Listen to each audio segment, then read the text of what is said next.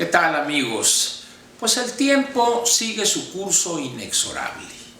Hoy 3 de enero, dirá alguien, bueno, pues todavía no carburamos completamente. Sin embargo, las cosas van avanzando, pero no quiero verme pesimista, creo que para mal. Mire usted, una de las ideas que tenemos más confusas en este país es acerca de qué es la gobernación.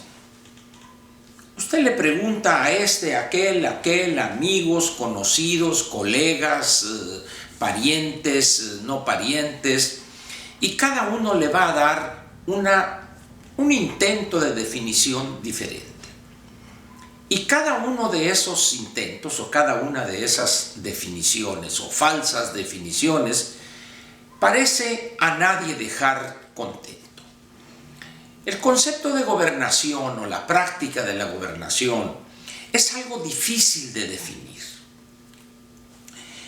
En un determinado momento uno puede afirmar la gobernación es esto, esto y esto, y luego alguien saca una especie de contraejemplo y se vino abajo esa definición. Por eso las más de las veces quienes se dedican a eso prefieren dar elementos que conformarían la gobernación. Evidentemente deja de lado otros menos importantes, quizá haga alguna acotación, alguna cosa así, pero al final de cuentas, bien a bien, no sabemos en México o no tenemos en la sociedad claramente entendido y aceptado qué es la gobernación. Sin embargo, a contrario sensu, dirían los que les gustan los latinajos, es más fácil definir qué no es la gobernación. Le voy a dar a usted algunos elementos a ver si nos entendemos o a ver si me hago entender. Imagine que yo soy el gobernante de un país imaginario. Llego con el voto mayoritariamente aplastante de los ciudadanos de ese país y me ufano de eso. Fue una votación histórica la que recibí y dejé al segundo lugar muy atrás. Después de 2 intentos anteriores, por fin a la tercera fue la vencida y me convierto o soy elegido presidente de ese país, como dije, imaginario, hipotético. Y a medida que pasan los días, empiezo yo a mostrarme tal cual soy. Aun cuando en los años anteriores que anduve haciendo campaña permanente, ya dejaba ver algunos rasgos. Pero a partir del día de la victoria empiezo yo a mostrarme tal cual soy. En algunos casos me muestro como una persona cristiana que sigue los valores que están plasmados en la Biblia. Y por otro lado, me muestro como un patán insultando a medio mundo, mofándome de este y de aquel otro. Y en el tercer día rechazo toda crítica y doy prácticamente como si fueran axiomas las ideas que yo tengo en torno a cuál problema o tema, etc. Y así. Pero llega un momento cuando ya tomo posesión del cargo, donde las cosas cambian un poco. De repente, ante el nombramiento o ante algún problema en alguna empresa productiva del Estado, que en ese país hipotético así se les ha dado en llamar a algunas empresas o sedicentes empresas.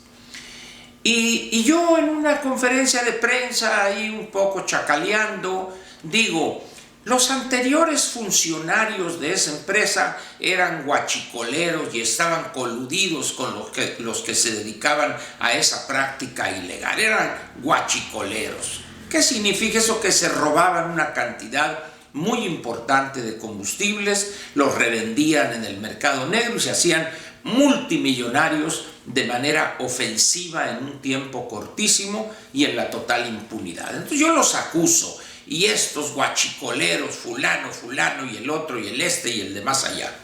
Pero luego digo, pero los perdono. Muy bien. Ah, qué bien, Ángel perdonó, qué buen corazón tiene Ángel. Hasta ahí dejemos lo hipotético y vayamos a la parte jurídica. Y repito, buscaré explicarme, ser claro. Si no, le ofrezco una disculpa de manera anticipada. Para empezar, en el arreglo constitucional que tiene México, de 3 poderes independientes cada uno, 3 poderes iguales teóricamente, el ejecutivo, el legislativo y el judicial. El legislativo, como su nombre lo indica, diría el clásico, legisla, es decir, es el encargado de mantener el andamiaje jurídico en buena forma, eliminando leyes que quedaron ya sin materia, aprobando nuevas con una visión de futuro para impulsar el crecimiento, etcétera, etcétera. El Ejecutivo procura que se haga justicia, de ahí que una dependencia se le dé en llamar Procuraduría General de Justicia o Procuraduría Federal, pero es procurar que se haga justicia a través de una institución que representa a la sociedad, que es el Ministerio Público. Él investiga, se allega pruebas y las entrega a la autoridad judicial, que es el poder encargado de impartir justicia. Muy bien. Si yo como funcionario, en este caso presidente de la República, esa hipotética, yo afirmo que fulanos y fulanos los anteriores eran unos guachicoleros que se robaban un bien de la nación, como son los combustibles, y luego me arrogo una facultad que no tengo, que no poseo, que es la de otorgar el perdón, primeramente, al saber o al afirmar que aquellos son unos delincuentes, los anteriores funcionarios, y no entregarle a la autoridad correspondiente las pruebas de esa acusación que estoy haciendo, me convierto en su cómplice. Dicho de otra manera, tanto peca el que mata la vaca como el que corrió a avisar, diría el clásico. Entonces, aquellos son unos guachicoleros, yo sé que lo son y robaron y eso.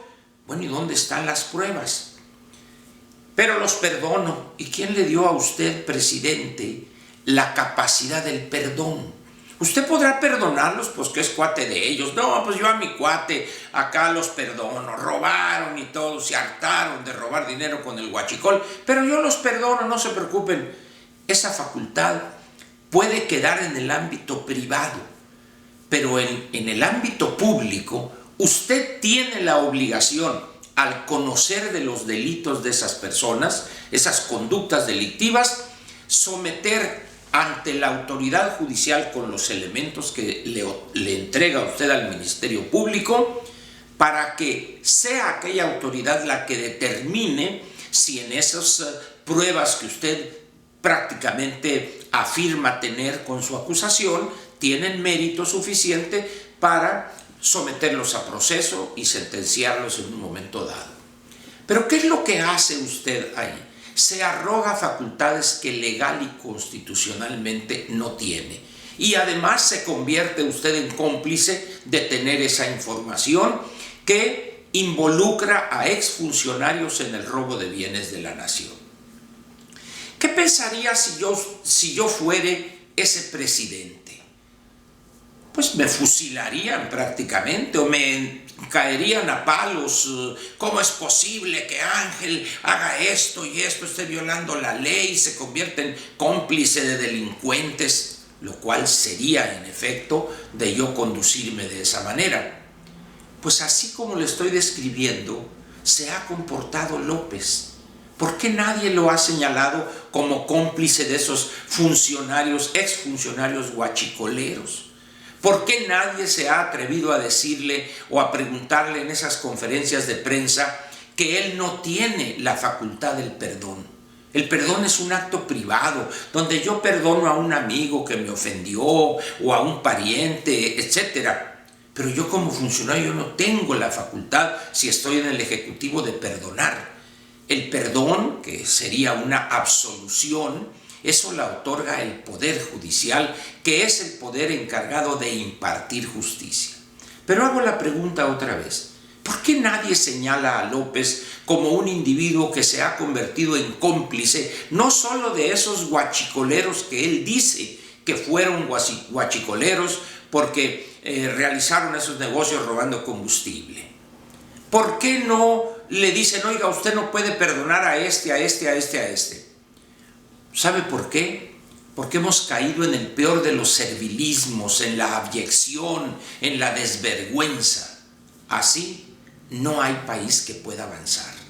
Y eso que hace López no es gobernar, eso es andar en la chacota política. Pero no se confunda, eso no es gobernar un país. Podrá ser otra cosa, un sketch cómico político, pero repito, eso no es gobernar.